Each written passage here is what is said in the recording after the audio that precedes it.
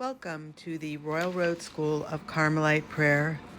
We are currently looking at an article written by Tomas Alvarez, a prominent Carmelite friar, a specialist in Teresa of Avila, and his article is entitled St. Teresa's Concept of Prayer. The subject matter concerns the long struggle that Teresa had in developing her way of prayer. She said that her way was simple. She advised simply representing Christ to herself.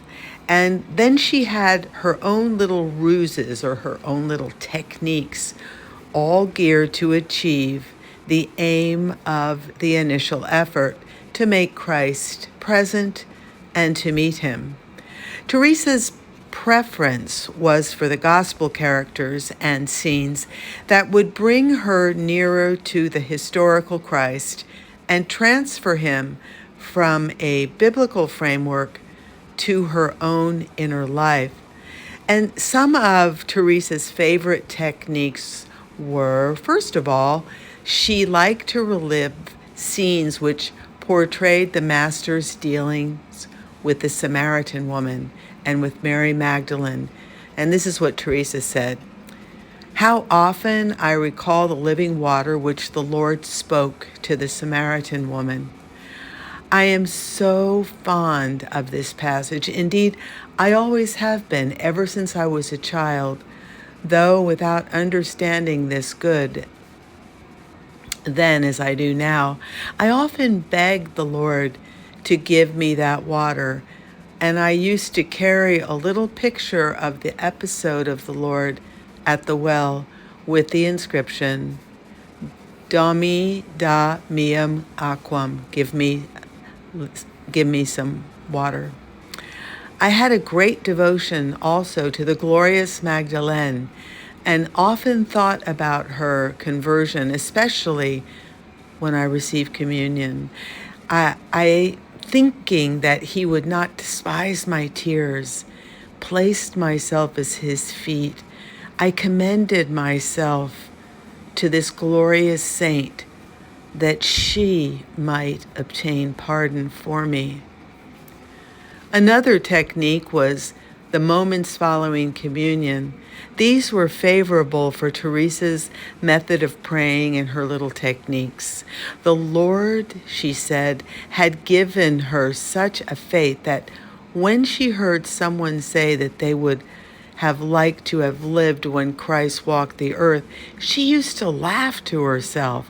And she wondered what more they wanted, since the most blessed sacrament, they had him just as truly present as he was then. For many years, when she received communion, she actually saw Jesus enter her house.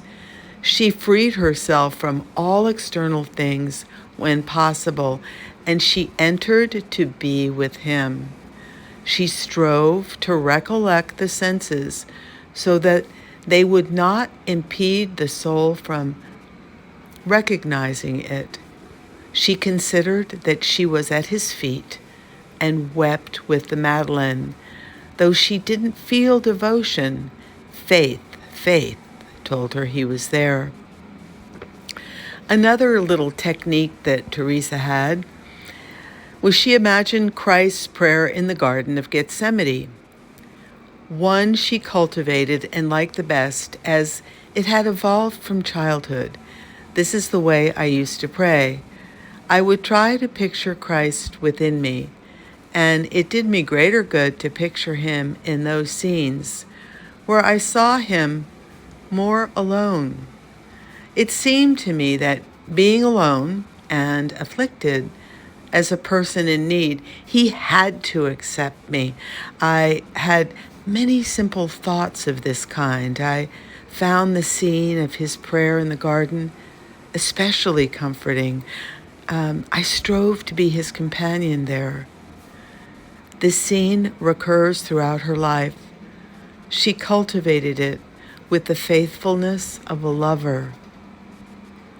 Another technique that Teresa liked to use was Christ's triumphal entry into Jerusalem. On Palm Sunday, probably 1572, after communion, my faculties, Teresa said, remained in such deep suspension that I couldn't even swallow the host. And holding it in my mouth, it seemed to me that my entire mouth was filled with blood.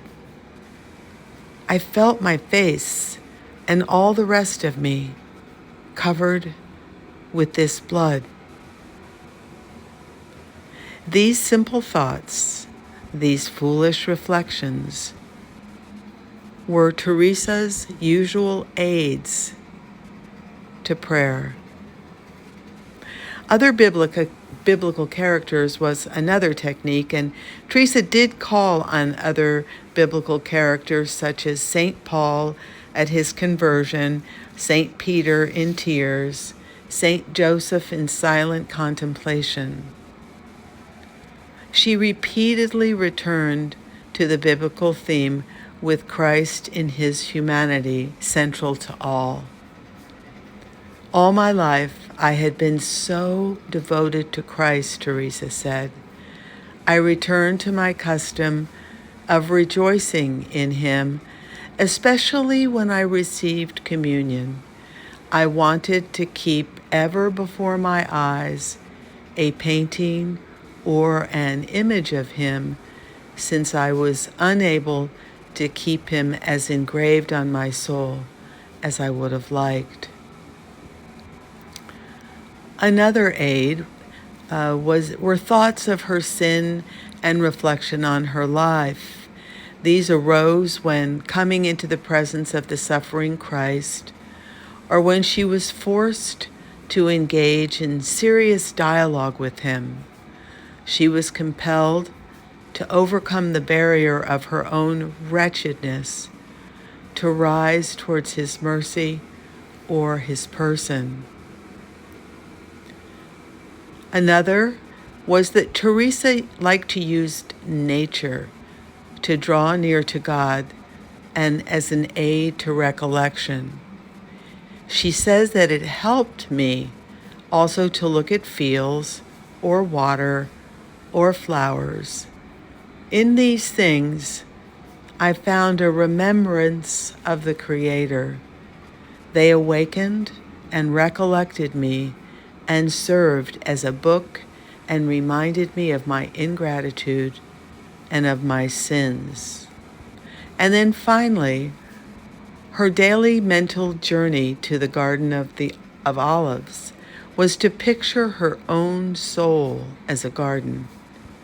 It was a great delight to me to think of my soul as a garden where the Lord was walking. I begged him to increase the fragrance of the little flowers of virtue, which appeared to be about to bloom.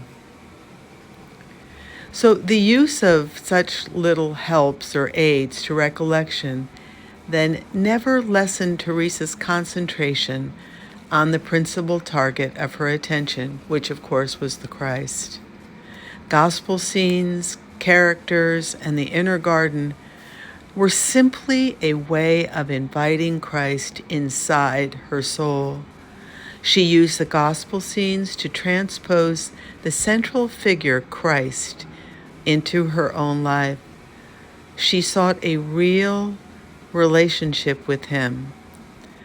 So her constant effort to represent the Christ, make him present near or within her, is absolutely central to Teresa's prayer.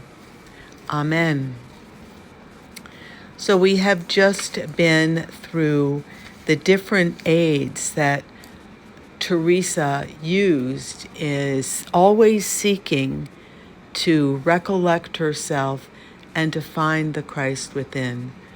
I hope that this was helpful information for you, and perhaps techniques that you might use yourself in your own prayer of recollection. May God bless you and yours. Amen.